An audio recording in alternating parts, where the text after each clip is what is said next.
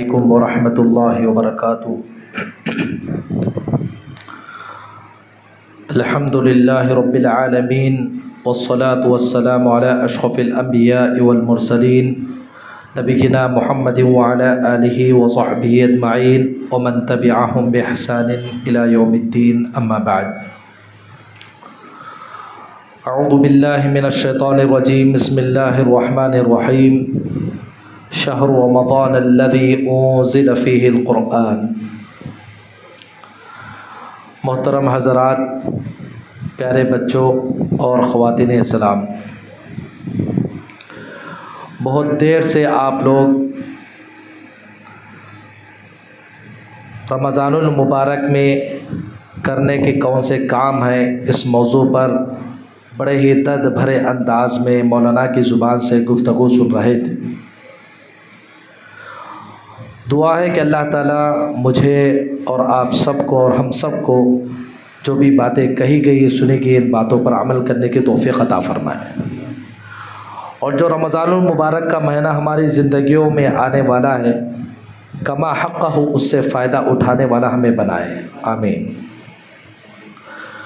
ख़वातीन इस्लाम,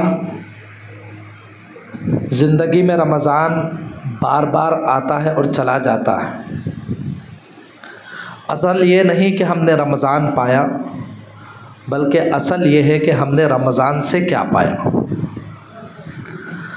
रमज़ान पाना असल नहीं, बल्कि रमज़ान से हमने क्या पाया ये असल है। रमज़ान तो गैर भी पाते हैं, मुसलमान भी पाता है, मर्द औरत बच्चे बूढ़े ईमान वाले गैर मुस्लिम सबकी ज़िंदगी में रमज़ान आता है। लेकिन रमज़ान को पाकर रमज़ान से हमने क्या पाई ये असल चीज़। रमज़ान को पाकर रमज़ान से पाया तो अल्लाह के पास ऐसे मुसलमान का दर्जा शहीद से बढ़कर है। और कोई आदमी रमज़ान को पाकर रमज़ान से कुछ नहीं पाया, उस पर फरिश्तों के सरदार हज़रत जिब्राइल की लानत उतरती। रमज़ान को पाकर रमज़ान से पाया, शहीद से बढ़ गया। रमज़ान को पाकर रमज़ान से कुछ नहीं पाया, उस पर फरिश्तों के सरदार हज़रत जिब्राइल की बद्दुआ उतरती। एक सहाबी हज़रत तलहा बिन उबैदुल्लाह रज़ियल्लाहु ताला ने इस वाक़ये को बयान करते हैं। कहते हैं कि एक मर्तबा अल्लाह के रसूल के पास दो देहाती खेड़े के रहने वाले दो गैर मुस्लिम नॉन मुस्लिम आते हैं, और एक ही वक्त में दोनों इस्लाम कबूल कर लेते हैं। अल्लाह के रसूल पर हाथ पे हाथ रख कर बैअत करके मुसलमान हो जाते हैं। वो दोनों आदमियों में एक आदमी ज़रा ज़्यादा इबादत गुजार था, बहुत ज़्यादा इबादत करने वाला था, और उसकी मौत भी बड़ी अच्छी मौत आती। कैसी मौत? अल्लाह के रास्ते में लड़ते लड़ते वो शहीद हो गया। और जो दूसरा आदमी था, नमाज़ें तो पढ़ लेता था, रोज़े रख लेता था, लेकिन पहले वाला जैसा आदमी था उतना ज़्यादा मुत्तकी परहेज़गार नहीं था। और ये जो दूसरा जो आदमी था उसकी मौत भी कैसी मौत? फितरी मौत, जैसे बिस्तर पर दूसरे लोग मरते हैं वैसे उसकी मौत आती है। देखिए, दोनों एक साथ इस्लाम के अंदर आए। एक आदमी ज़िंदगी में ज़्यादा मुत्तकी परहेज़गार और मौत भी बड़ी अच्छी मौत आ रही है, और जो दूसरा आदमी है इबादतें कर लेता था लेकिन ज़्यादा नहीं, और मौत भी कैसे? फितरी मौत, आम मौत आ रही। बहरहाल दोनों गुज़र गए। अब इस हदीस को बयान करने वाले सहाबी कहते कि मैंने एक मरतबे रात में ख्वाब देखा। ख्वाब क्या देख रहा हूँ कि मैं जन्नत के दरवाज़े पर खड़ा हूँ, एक फ़रिश्ता आता है और फ़रिश्ता उस आदमी को पहले जन्नत में ले जा रहा है जो 1 साल के बाद मरा, जिसकी इबादतें भी कम और जो मामूली मौत मरा था, उसको पहले आकर उसको जन्नत में ले जा रहा है। फिर कुछ देर के बाद आता है, फिर उस आदमी को जन्नत में ले जा रहा है जो मरता है तो शहादत की मौत मरता है, और जब तक ज़िंदा था तो बड़ा ही मुत्तकी परहेज़गार था, उसको बाद में ले जा रहा है। ताज्जुब वाली बात है, ये कैसे?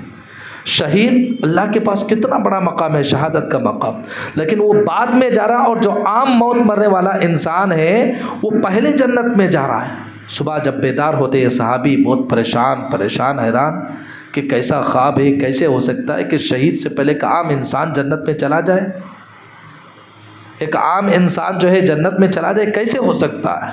अपने साथियों को ख्वाब का तज़किरा करते हैं, साथियों को बताते हैं, बात फैलते फैलते रसूलुल्लाह सल्लल्लाहु अलैहि वसल्लम की खिदमत में पहुँचती है। तो अल्लाह के रसूल सल्लल्लाहु अलैहि वसल्लम सहाबा को जमा करते हैं और सहाबा से पूछते हैं कि ऐ सहाबा बताओ कि जो आदमी 1 साल के बाद मरा, शहीद के मरने के बाद 1 साल के बाद मरा, क्या उसने अपने ज़िंदगी में एक रमज़ान नहीं पाया? एक आदमी शहीद 1 साल पहले मर गया, जो आम मौत मरने वाला, बिस्तर पर जिसकी मौत आई, उसने ज़िंदगी में एक रमज़ान पाया नहीं पाया? साहबा ने कहा कि हाँ अल्लाह के रसूल पाया। क्या उसने रमज़ान को पाकर रमज़ान के रोज़े रखे या नहीं रखे? साहबा ने कहा कि हाँ अल्लाह के रसूल रोज़े रखे। क्या उसने साल भर नमाज़ें पढ़ी ही नहीं पढ़ी? साहबा ने कहा कि हाँ अल्लाह के रसूल नमाज़ें पढ़ी। तो आप सल्लल्लाहु अलैहि वसल्लम ने फरमाया कि यही वो रमज़ान की बरकत है कि इसी रमज़ान को पाने की वजह से ये आम इंसान, आम मौत मरने वाला इंसान भी उस शहीद से पहले जन्नत में जा रहा है। उस शहीद से पहले यह आम मौत मरने वाला इंसान भी जन्नत में जा रहा। वजह यह है कि दोनों इस्लाम एक साथ कबूल किए, लेकिन उसकी ज़िंदगी में एक रमज़ान कम आया और इसकी ज़िंदगी में एक रमज़ान ज़्यादा आया। रमज़ान को पाया और रमज़ान से भी बहुत कुछ पाया, जन्नत में शहीद से पहले जा रहा है। और सिर्फ इतना ही नहीं कि अल्लाह के रसूल सल्लल्लाहु अलैहि वसल्लम ने यह भी फरमाया कि दोनों जन्नत में जाएंगे। जन्नत में जाने के बाद भी दोनों के बीच में इतना गैप होगा जितना ज़मीन और आसमान का फासला होता है। ज़मीन और आसमान का जैसे गैप होता है, वैसे दोनों जन्नत में जाने के बाद भी दोनों के दरमियान दर्जों का उतना जो है फासला होता है। हज़रात गिरामी, ख़वातीन इस्लाम, देखा आपने इस हदीस के ज़रिए इस वाक़े से क्या बात मालूम होती है? रमज़ान को पाना असल नहीं है, रमज़ान से हमने क्या पाया इस पर हमें गौर करना चाहिए। अगर हमने रमज़ान को पाया और रमज़ान से पाया तो फिर ये रमज़ान से पाना एक आदमी को शहीद से ऊंचा कर देता है। चलिए, एक तरफ तो ये हदीस और दूसरी तरफ वो हदीस भी सुन ले कि जो ज़िंदगी में एक बार नहीं बार बार रमज़ान पाते, रमज़ान आया चला गया, कोई तब्दीली नहीं, वही बेढंगी रफ्तार जो रमज़ान से पहले भी है, रमज़ान में भी वैसी, रमज़ान के बाद भी वैसी। ना कोई नमाज़ों में तब्दीली, ना कोई रोज़ों में तब्दीली, ना हमारे अखलाक में कोई चेंजेस आया, ना हमारी ज़िंदगी के बिगड़ाव में कोई बदलाव आया, कुछ नहीं, वही बेढंगी रफ्तार है। रमज़ान आया चला भी गया। तो फिर ऐसे इंसानों के ताल्लुक़ से नबी अलैहिस्सलातु वस्सलाम की वईद सुन लीजिए, वो हदीस सुन लीजिए कि एक मरतबे अल्लाह के रसूल सल्लल्लाहु अलैहि वसल्लम मेंबर पर खुतबा देने के लिए चढ़ रहे थे। पहली सीढ़ी पर कदम रखा, आमीन कहा, दूसरी सीढ़ी पर कदम रखा, आमीन कहा, तीसरी सीढ़ी पर कदम रखा, आमीन कहा। खुतबे से फारिग हुए, नमाज से फारिग हुए, सहाबा दौड़े दौड़े नबी अलैहिस्सलातु वस्सलाम की खिदमत में हाजिर होते हैं और पूछते कि या रसूल अल्लाह, आज से पहले आप ऐसा कोई अमल नहीं करते थे, लेकिन आज आपने ऐसा अमल किया, क्या बात है? तो आप सल्लल्लाहु अलैहि वसल्लम ने फरमाया कि देखो सहाबा, जब मैं मेंबर पे चढ़ रहा था तो मेरे पास फरिश्तों के सरदार हज़रत जिब्राइल अलैहिस्सलातु वस्सलाम तशरीफ़ लाए और उन्होंने 3 किस्म के इंसानों पर बद्दुआ की, 3 किस्म के इंसानों पर लानत भेजी। उनमें से एक आदमी वो है जो रमज़ान को तो पाता है लेकिन रमज़ान के बहाने अपनी बख्शिश नहीं करवाता। रमज़ान को तो पाता है लेकिन रमज़ान से अपने गुनाहों की माफ़ी नहीं चाहता है। रमज़ान आया चला गया, कोई फ़ायदा नहीं, उसकी ज़िंदगी में कोई चेंजेस नहीं आए, बदलाव नहीं आया। तो ऐसे बदनसीब इंसान पर कौन बद्दुआ कर रहे हैं? फरिश्तों के सरदार हज़रत जिब्राइल अलैहिस्सलातु वस्सलाम बद्दुआ कर रहे हैं। और इधर आमीन कहने वाले कौन हैं? नबियों के सरदार जनाब मोहम्मद मुस्तफ़ा सल्लल्लाहु अलैहि वसल्लम है। मेरे भाइयों बहनों, ज़रा गौर करके देखें कि ऐसा इंसान कौन सा, कितना बदनसीब इंसान होगा, कितना बदबख्त इंसान होगा कि एक तरफ फरिश्तों के सरदार की लानत उतरी और उस पर आमीन कहने वाले कौन? पैगंबरों के सरदार। ये 2 हदीसें अपने नज़रों के सामने रखें। एक तरफ वो खुश नसीब इंसान जो रमज़ान को पाया भी और रमज़ान से पाकर बहुत कुछ पा लिया। ये वो इंसान जो रमज़ान को तो पाया लेकिन रमज़ान से कुछ नहीं पाया। ख़वातीन इस्लाम, अब तक जो भी मौलाना की ज़ुबानी आप बातें सुन रहे थे, ये सारी बातें क्या हैं? रमज़ान को पाने की नहीं बल्कि रमज़ान से पाने की बातें हैं। रमज़ान को पाना सब पा लेते हैं। रमज़ान को पाकर रमज़ान से हम क्या पाते हैं, रमज़ान से हम क्या हासिल करते हैं, ये असल चीज़ है। हमारे बुज़ुर्गों के बारे में, असलाफ़ के बारे में आता है कि रमज़ान के आने से तकरीबन 6 महीने पहले, कितने महीने पहले, 6 महीने पहले, 5-6 महीने पहले अल्लाह से दुआ करते कि अल्लाह हमारी ज़िंदगी में का और रमज़ान नसीब फरमा। अल्लाह से क्या दुआ करते, देखें नेकियों की तरफ अमल करने की फ़िक्र, अमल करने का जज्बा। देखें कि रमज़ान के आने से आधा साल पहले अल्लाह से ये दुआ कर रहे कि अल्लाह जो आने वाला रमज़ान हमारी ज़िंदगी में नसीब करते। जब रमज़ान आता तो खूब इबादत करते, खूब जतन करते, खूब कोशिश करते, खूब नमाज़ें पढ़ते, रोज़े रखते। और जब रमज़ान चले जाता तो आधे साल तक क्या दुआ करते, अल्लाह हमने जो माजी में रमज़ान को पाया है, रमज़ान में जो इबादतें की उसको कबूल कर ले। आधे साल तक अल्लाह से दुआ करते। ये फ़िक्र हमारे अंदर होनी चाहिए। लेकिन आज हमारा मसला ये है कि हमारी ज़िंदगी में एक नहीं बार बार रमज़ान आते हैं, रमज़ान आके चले जाते, कोई तब्दीली नहीं। मेरे भाइयों बहनों, ऐसे रमज़ान के आने और चले जाने से कोई फ़ायदा नहीं।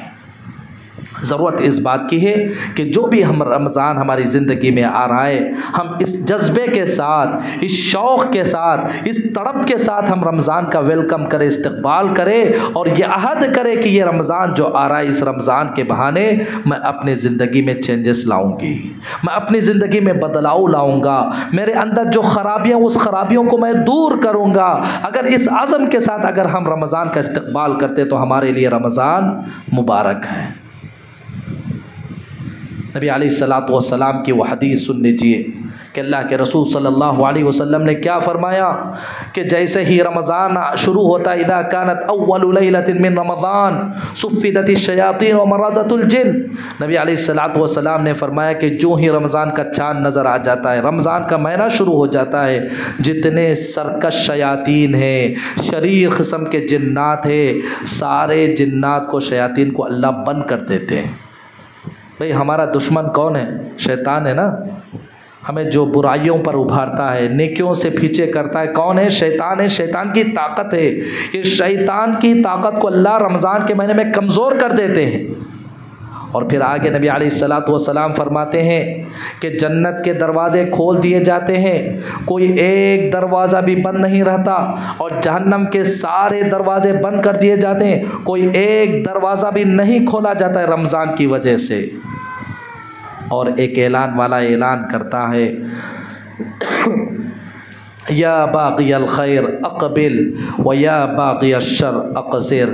ऐ खैर के तलबगार, ऐ नेकियों में आगे बढ़ने वाले, आगे बढ़ जा, रमज़ान का महीना आ चुका है। ऐ बुराई के करने वाले, ऐ बुराइयों के तलबगार, ज़रा रुक जा, रमज़ान का महीना आ गया है। मेरे भाइयों, ये रमज़ान का महीना वो प्लेटफार्म है जिसमें एक इंसान को, एक अच्छे इंसान को और अच्छा बनने का मौका मिलता है। रमज़ान का महीना वो महीना है जिसमें एक बिगड़े हुए इंसान को अच्छा बनने का मौका मिलता है।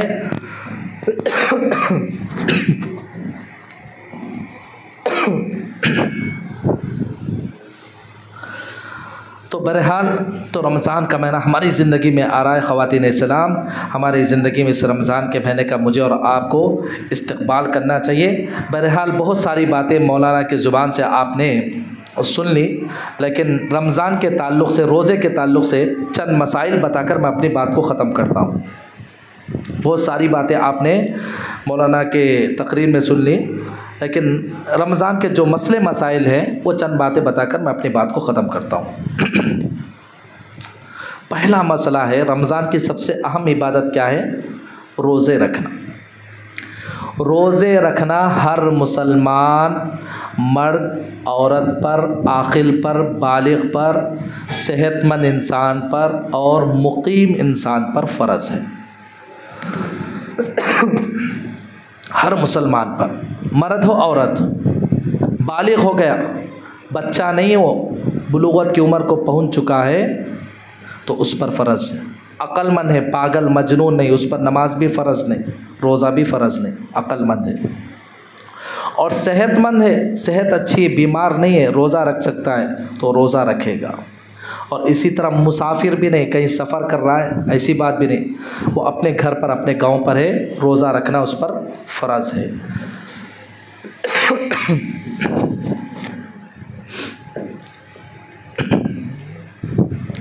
हाँ, अगर बच्चे, छोटे बच्चे रोज़ा रख लेना चाहते हैं तो रख सकते हैं, गुनाह तो नहीं है, लेकिन उन पर फ़र्ज़ नहीं। कोई आदमी सफ़र पर गया हुआ है, हैदराबाद या बेंगलोर कहीं पे सफ़र कर रहा है, तो अब वो क्या रोज़ा रखेगा या नहीं रखेगा, रोज़ा रखना या नहीं रखना। अब वो देख लेगा कि मेरी सफ़र की वजह से, मेरे रोज़ा रखने की वजह से सफ़र में मुश्किल पेश आएगी, तकलीफ़ होगी, तो रोज़ा छोड़ दे, रमज़ान के बाद रख ले। नहीं, वो आराम से रख सकता है, आराम से एसी बस में सफ़र कर रहा है, एसी ट्रेन में सफ़र कर रहा है, तो रोज़ा ना छोड़े, बल्कि अपने रोज़े को कंटिन्यू करना। सफ़र में अगर तकलीफ़ है तो रोज़ा छोड़ सकता है, जर्नी में तकलीफ़ नहीं है तो रोज़ा कंटिन्यू करेगा। और इसी तरह बीमार आदमी है, छोटी मोटी खांसी सर्दी, इस रोज़ा ना रहते सोच, इसके लिए रोज़े नहीं छोड़ना। रोज़ा उसी बीमारी के लिए छोड़ना जिसकी वजह से आदमी की बीमारी बढ़ने का अंदेशा है, या आदमी की मौत का अंदेशा है, या फिर कोई ऐसी इम्पॉर्टेंट दवा है या टैबलेट लेना है, अगर वो रोज़े की वजह से छूट जाए तो आगे बहुत बड़ा ख़तरा हो सकता है। तो ऐसे बीमार के लिए शरीयत ने इस बात की छूट दी है कि वो आदमी रोज़ा छोड़ दे, यानी उस दिन रोज़ा ना रखे जितने दिन वो बीमार है, रमज़ान के बाद उसकी क़ज़ा कर ले, उसको पूरा कर ले, जितने रोज़े छूटे वो। और इसी तरह हमारे कुछ माँ बहनें होती हैं, उनके मसाइल होती हैं, तो महीने के जो ख़ास दिन होते हैं उनमें रोज़ा नहीं रखेंगी, जितने रोज़े वो छूटे हैं उतने रोज़े बाद में वो रमज़ान जाने के बाद पूरे कर लें। और इसी तरह कुछ पेशेंट होते हैं जो हमेशा के पेशेंट, और कुछ बूढ़े होते हैं 80 साल 90 साल के, जो रमज़ान में क्या रमज़ान के बाद भी रोज़े नहीं रख सकते। कुछ पेशेंट होते हैं, सिर्फ रमज़ान के पेशेंट नहीं, रमज़ान के बाद भी उन्होंने रोज़ा नहीं रख सकते, हमेशा खाट पे पड़े हुए हैं। तो ऐसे लोग क्या करना, ऐसे बूढ़े लोग, ऐसे बीमार लोग, जितने उनके रोज़े छूटे, मान के चलो 20-9 रोज़े छूट गए उनके, मान के चलो 30 रोज़े छूट गए, नहीं बड़ी मुश्किल से रमज़ान में 5 की 10 रोज़े रख लिए, 25 की, अब 20 रोज़े छूट गए, तो रमज़ान के बाद या रमज़ान के अंदर ही एक रोज़े के बदले में एक मिस्किन को खाना खिलाना, गरीब को। आई बात समझ में? किसके वास्ते? एकदम बुढ़े आदमियाँ रोज़े नहीं रख सकते, रमज़ान के बाद भी रोज़े रख सकते, और ऐसे बीमार आदमियाँ जो कंटिन्यू बीमार रहते, रमज़ान में क्या, रमज़ान के बाद भी अच्छे होने की कोई उम्मीद नहीं है, ख़तरनाक हालत में है वो बीमार। तो ऐसे लोग क्या करना है, हर रोज़े के बदले में गरीब को खाना खिलाना। यहाँ पर हमारे माशरे में गलत काम होता, मैं उसकी तरफ इशारा करता हूँ, ख़ास तौर पर माँ बहनों से गुजारिश कर रहा हूँ। वो क्या है, दूसरों से रोज़ा रखवा कर उनको पैसे देते, ये गलत बात है। अगर कोई बूढ़ी खातून या कोई बूढ़ा आदमी या कोई औरत या कोई मर्द बीमार रोज़ा नहीं रख सकते, रमज़ान के बाद भी रोज़ा नहीं रख सकते, दूसरों से रोज़ा रखवा कर पैसे नहीं देना, बल्कि फ्री में उनको पैसे देना है, फ्री में उनको खाना खिलाना। चाहे तो एक ही आदमी को तुम्हें 30 टाइम का खाना दे दो राशन, या नहीं 30 आदमी को बुला को एक टाइम दावत दिला लो, मंडवा बिछा को। आई बात समझ में? एक टाइम 30 आदमी को बनाकर खाना खिला लो, कितने रोज़े छूटे कि उतने आदमी को, नहीं तो एक ही आदमी को उतने टाइम का खाना राशन बनाकर दे लो। लेकिन क्या करना है, उससे रोज़ा रखवा को उसे पैसा देना, दे मेरे इतने रोज़े छूटे, तुम्हें इतने दिन रोज़ा रख डालो माँ, मैं तुम्हारे को है ना 2,000 रुपये दे डालता हूँ, ऐसा नहीं करना, रोज़े रखवाना नहीं। वैसा कर तो फिर नमाज़ा के वास्ते भी फिर सिलसिला दरवाज़ा खुल जाता नहीं। हैसियत वाले क्या बोलते हैं, हज़रत मुझे टाइम ही नहीं है नमाज़ पढ़ने वास्ते, पैसे देखो मैं एक नमाज़ा पढ़ा ले तू नहीं है, ये एक चीज़ है। और इसी तरह दूध पिलाने वाली औरतें, बच्चा तो पैदा हो गया, अपने खून को जो है दूध में कन्वर्ट कर दूध पिलाती है बड़ी मेहनत से, या जो है जो प्रेग्नेंट है, हामिला औरतें, आजकल में जो उनकी जचकी होने वाली है, रोज़ा नहीं रख सकती, वो बाद में क्या करेंगे, रमज़ान गुज़र जाने के बाद अपने रोज़ों की क़ज़ा कर ले, या फिर रोज़ों के बदले में एक गरीब को खाना खिला ले। ख़वातीन ज़रा खामोश बैठे, मसाइल बताए जा रहे हैं। और इसी तरह कोई आदमी था हमारे घर में मर गया, मान के चलो कोई ख़ास रिश्तेदार था, एकाएक जो है 15 रोज़े रखा, 15 रोज़े के बाद उसकी हालत ख़राब हो गई, हालत ख़राब हो गई। अब कितने दिन तक बीमार था उन्हें? 15 रोज़े से लेकर 25 रोज़े तक बीमार था बोल। कितने रोज़े छूटे उसके? बोलो 10 रोज़े छूटे। 15 रोज़े रखे जी, अच्छे 15 रोज़े तक अच्छा था उन। 15 रोज़े से लेकर 20 पर 5 रोज़े तक हालत उसकी ख़राब रही, फिर उसके बाद उसका इंतकाल हो गया। अब उसकी ज़िंदगी कितने रोज़े छूटे? 10 रोज़े। अब उसके मरने के बाद उसके घर वाले क्या करना, उसके सगे रिश्तेदार 10 रोज़े रखना, या नहीं तो रोज़े नहीं रख सके तो उसके एक एक रोज़े के बदले मिस्किन को खाना खिलाना, गरीब को खाना खिलाना, ये तरीक़ा है। अच्छी बात। रोज़े के अरकान क्या है? रोज़े के 2 बड़े अरकान हैं, पिलर। पहला क्या है? नीयत। रोज़े में नीयत ज़रूरी है। नीयत ज़ुबान से नहीं, दिल से करना। आप रात को सहरी कर रहे हैं, सुबह में उठकर ये सहरी करना खुद क्या है? रोज़े का इरादा है। अभी बात समझ में? आप खाना खा रहे हैं सुबह उठकर फ्रेश होके, तो आपके दिल में क्या होता है? इरादा कि मैं यहाँ से रोज़ा रखने वाला हूँ। तो सहरी करना खुद रोज़े की नीयत के बराबर है। और रोज़े का दूसरा रुकन क्या है? जैसे ही सहरी का वक्त ख़त्म हो जाए, फजर का टाइम शुरू हो जाता है, आजकल तो कांटों का इंतज़ाम आ गया है, तो उस वक्त से लेकर सूरज के डूबने तक सूरज के डूबने तक खाने से, पीने से, मियाँ बीवी के हम बिस्तरी करने से और भी बहुत सारी चीज़ों से, इन तमाम चीज़ों से बचना। ये 2 बड़े काम करने का। एक क्या है? नीयत कर को रोज़े के अंदर आना, और दूसरा क्या है? ये तमाम चीज़ों से सुबह से लेकर शाम तक बचना। ये रोज़े के 2 अहम अरकान हैं। अब चलिए रोज़ा तोड़ने वाली चीज़ें क्या है वो भी बता देता हूँ। सबसे पहली चीज़, जानबूझकर कोई खा ले पी ले तो रोज़ा टूट जाता उसका। उसको मालूम है कि मैं रोज़े से हूँ, फिर भी क्या करता है? लेके खा लेता है, पानी पी लेता है, रोज़ा क्या हो गया उसका? बोलो, टूट गया। हाँ, भूले से अगर कोई आदमी खा लिया, शुरू में रमज़ान के शुरू में आप लोगों के साथ भी होता है, आदत होती नहीं, तो शुरू के चंद दिन क्या होता है? रोज़े की हालत पे हमारा हाथ पानी की तरफ बढ़ जाता, खाने की तरफ बढ़ जाता, ऐसा होता है आम तौर पे। फिर चंद दिनों के बाद आदत बन जाती। तो भूल कर खा लेने से, पी लेने से रोज़ा बोलो टूटता नहीं। पेट में अंदर चल गया तो खई कर को निकालने की ज़रूरत नहीं, खामखा जो है तकलीफ़ उठाने की। पेट के अंदर चले गया छोड़ दो, अल्लाह खिलाया बोलकर खुश हो जाओ। हदीस में है, मेरी बात नहीं। अगर कोई भूले से खा लेता है तो ये समझो कि अल्लाह ने उसको खिलाया है, ठीक है। हाँ, मुंह में है आपके तो उसको थूक दो, हाथ में है तो उठा के रख दो, हाथ में है तो उठा के रख दो, मुंह में है तो थूक दो, अंदर चले गया तो छोड़ दो। आई बात समझ में? इससे रोज़ा टूटता है क्या? भूल कर खाने से। यहाँ पर कुछ गलतियाँ क्या करते हैं हमारे लोग, अब कैसा भी खा लिया रोज़ा टूट गया ना, कंटिन्यू खाते रहेंगे बोल को। दोपहर का खाना भी खा लेते, शाम में जो है क्या है पुंगू बज्जा मंगा को भी खा लेते। गलत बात नहीं। रोज़ा भूल कर खा लिए पी लिए, टूटा नहीं तो फिर आगे आप कैसा खा सकते? नहीं करना, गुनाह। तो यहाँ से गुनाह, अब तक करे गुनाह नहीं हो, अब यहाँ से अगर कर रहे हैं तो ये क्या है? गुनाह है। अच्छी बात।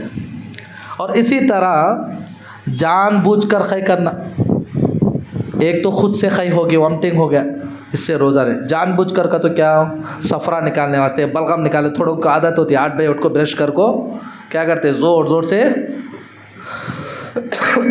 अपना हलक साफ़ करते। रोज़े की हालत में नहीं करना, पूरा बाहर निकल जाती है। जानबूझकर खै करना, इससे रोज़ा टूट। खुद से खै हो गई, ज़र्रा हो बहुत हो, इससे भी रोज़ा नहीं टूटता। आगे कंटिन्यू रोज़ा रखना, कैसा भी रोज़ा टूट गया ना बोल को रोज़ा नहीं तोड़ना। अच्छी बात। इसी तरह एक तीसरी चीज़ है, जैसा कि मैं बताया कि औरतों के जो मखसूस मसाइल होते हैं, चाहे वो दिन की शुरुआत हो या इफ्तारी से 1-2 मिनट भी पहले हो, इशारे किराए में बात कर रहा हूँ कि जो औरत के मखसूस मसाइल होते हैं, दिन के शुरू में हो या इफ्तारी से 1-2 मिनट पहले भी अगर नापाक हो जाते हैं आप लोग, आपका रोज़ा वो टूट जाता है, वो काउंटिंग में नहीं आता। मिसाल के तौर पर कोई बहन आज है रोज़ा, रमज़ान शुरू हो गया, इफ्तारी से 5 मिनट पहले वो नापाक हो गई तो आज का रोज़ा काउंटिंग में नहीं आता। जितने रोज़े छूटे हैं वो पूरे रोज़े रमज़ान के बाद रख लेना, अच्छी बात। और इसी तरह हम बिस्तरी करना, मियाँ बीवी का जो है आपस में वो काम जिससे बच्चे पैदा होते हैं, बच्चे पैदा करने का अमल है, वो जो है रोज़े के हालत में करना बहुत बड़ा गुनाह है, बहुत बड़ा गुनाह है। अलबत्ता बाजू सो सकते हैं, औरत को मर्द छू सकता है, बाजू सो सकते हैं, लेकिन ये चीज़ जो है ज़्यादा नहीं होना। और इसी तरह सहरी के कुछ आदाब सुन लीजिए। सहरी के आदाब, सहरी खाए बगैर रोज़ा नहीं शुरू करना। सहरी खाना वाजिब तो नहीं है, लेकिन सहरी खाना सुन्नत है, पैगंबरों का तरीक़ा है। पुराने ज़माने के जो अहले किताब गुज़रे यहूद व नसारा, उनके और हमारे दरमियान फ़र्क यही है कि वो लोग बग़ैर सहरी करे रोज़ा कंटिन्यू करते थे। लेकिन अल्लाह ने हमारे वास्ते सहरी के खाने का इंतज़ाम किया है कि अल्लाह ने हमको बताया कि सहरी खाकर सहरी से रोज़ा शुरू करो। सहरी में बरकत है। कब तो भी हमें गौर करें, जब रोज़ा नहीं रखते उन दिनों में आप देखो सुबह उठ को चाय पीते, चाय बिस्किट, फिर 8 साढ़े 8 को 9 बजे नाश्ता करते, फिर 11 बजे एक चाय, फिर ज़रा दोपहर हुई खाना, फिर शाम में नाश्ता, फिर उसके बाद रात में खाना, फिर सोते वक्त चबा को सोना। इतने पूरे चीज़ें एक दिन में खाने पीने के हमारे चलते रहते हैं। लेकिन सहरी की बरकत देखो, अल्लाह अकबर, सुबह उठ को 4:30 बजे हम लोग सहरी करते हैं। एक मिसाल दे रहा हूँ, टाइमिंग्स बदलते रहते हैं। 4:30 बजे सहरी कर 12 घंटे, क्या कभी कभार हमारे पास 14-15 घंटे का भी रोज़ा हो जाता। उसी खाने पर हम बराबर रोज़ा रखते हैं, उसी खाने पर उसी पानी पर हम बराबर हम भूखे प्यासे रखते हैं। सहरी की बरकत है कि नहीं है? आप बता के देखो। आम दिनों में नाश्ता कर को डायरेक्ट शाम को खाना को तड़प जाते आप लोग। दोपहर का खाना बगैर खाए बगैर आदमी रह सकता नहीं है। ये सहरी की बरकत है, तो लिहाजा सहरी खाकर शुरू करना है। हमारे पास तो 12, 13, 14 घंटे तो रोज़े, थोड़े जगहों पर तो ऐसे भी इलाके हैं वहाँ 20, 22 घंटे रोज़े हैं। अल्लाह अकबर, कितना लंबा रोज़ा है, अच्छी बात।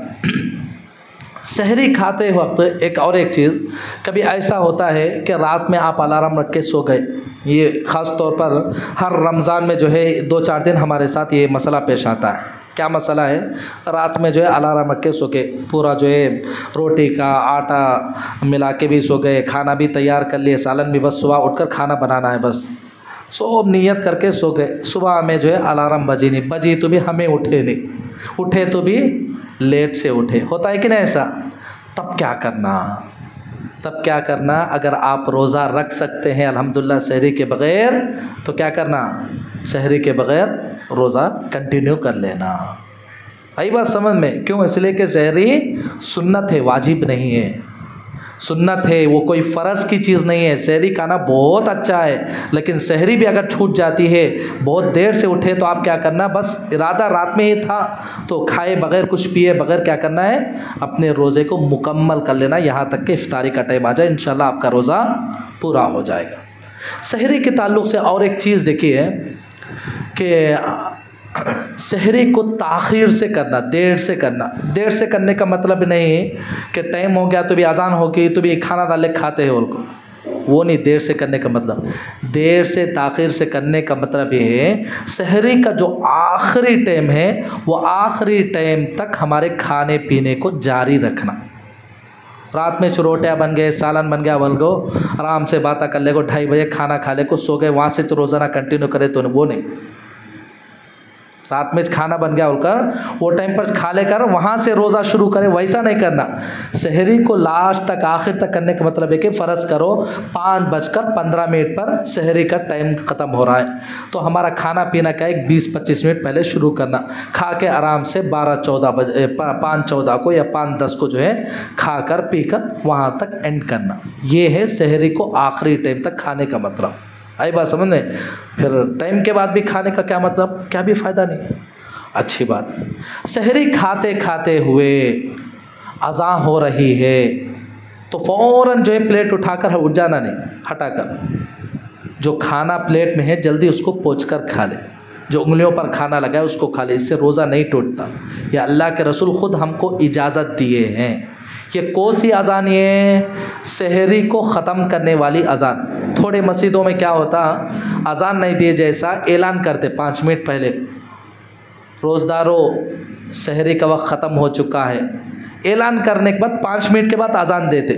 तो जिन मस्जिदों में अनाउंस होता है, ऐलान होता है, वो ऐलान के साथ क्या करना, सहरी को ख़त्म कर।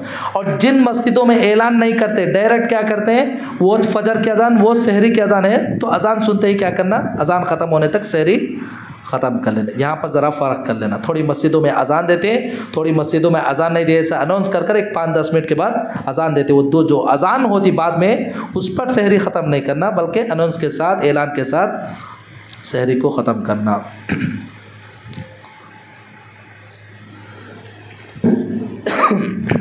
इफ्तारी का मसला। इफ्तारी क्या है? अपना रोज़ा ख़त्म करने के लिए शाम के टाइम पर हम जो खाते पीते इसको इफ़्तार कहते हैं। इफ़्तार भी जल्दी करना चाहिए। जैसे सहरी देर से करना मुस्तहब है, इसी तरह इफ़्तार भी जल्दी करना चाहिए। अब जल्दी करने का मतलब हरगिज़ ये नहीं कि टाइम होने से पहले खा ले।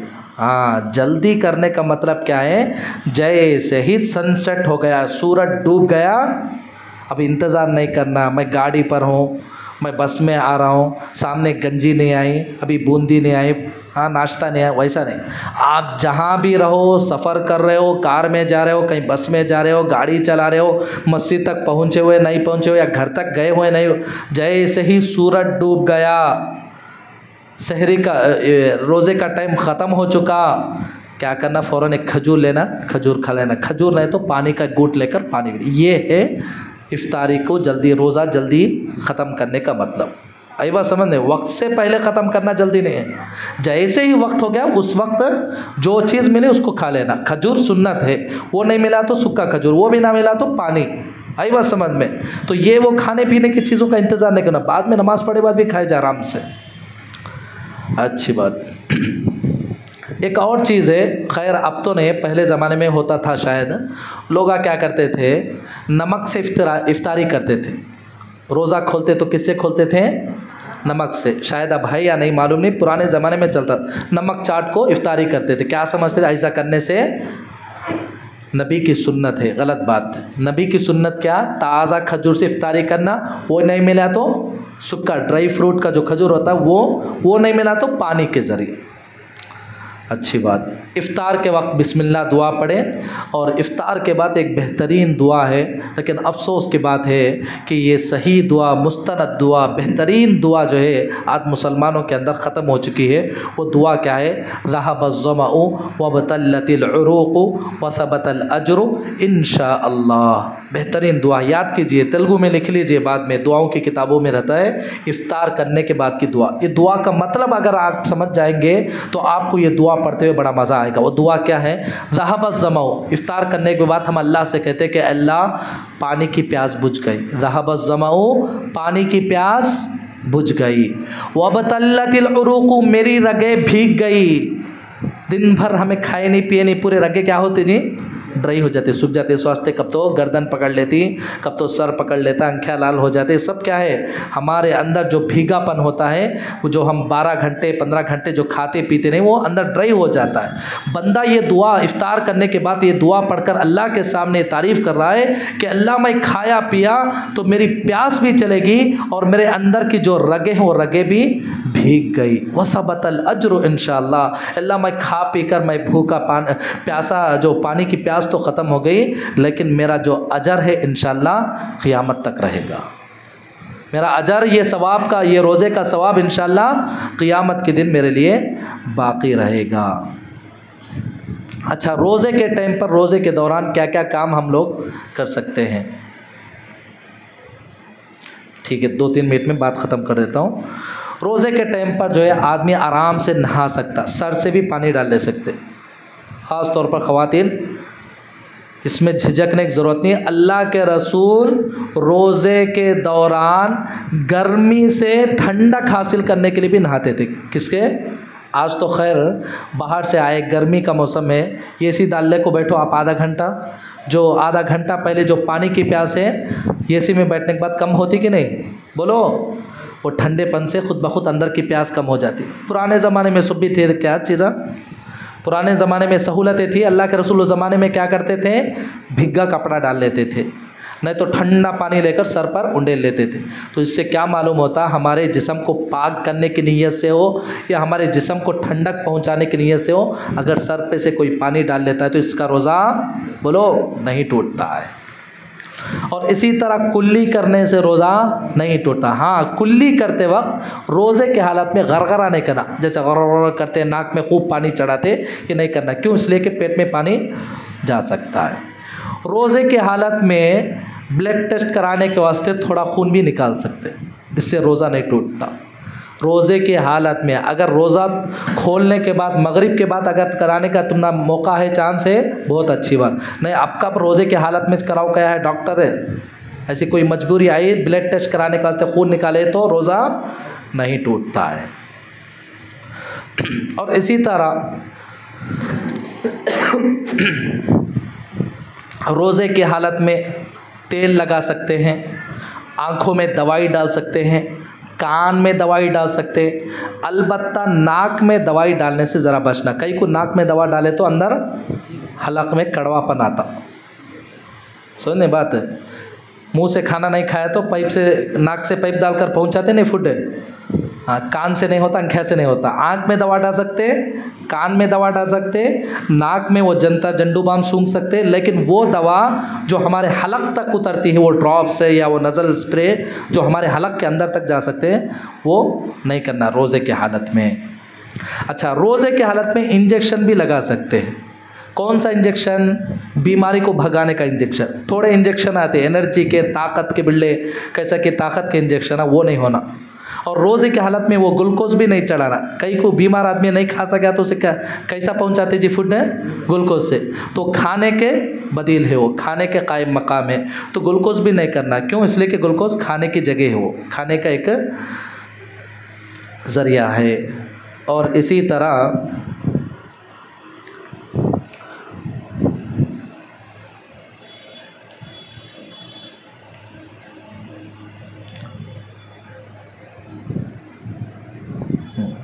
तो ये चंद मसाइल, अहम मसाइल थे। इसके अलावा और भी बहुत सारे मसाइल हैं। तो रोज़े के हालत में तो ये खुशबू सूंघना, इससे भी रोज़ा नहीं टूटता। नाखून काटने से भी रोज़ा नहीं टूटता। तेल लगाने से, ऑइंटमेंट लगाने से रोज़ा नहीं टूटता। ये सब जो है रोज़ा नहीं टूटते। रोज़ा खाने पीने से टूटता है। अल्लाह ताला से दुआ है कि अल्लाह तबारक व तआला हम तमाम लोगों को जो रमज़ान का महीना आ रहा है, रमज़ान के महीने से कमा हक़्क़हू फ़ायदा उठाने की तौफ़ीक़ अता फ़रमाए। आमीन व आख़िरु दअवाना अनिल हम्दुलिल्लाहि रब्बिल आलमीन।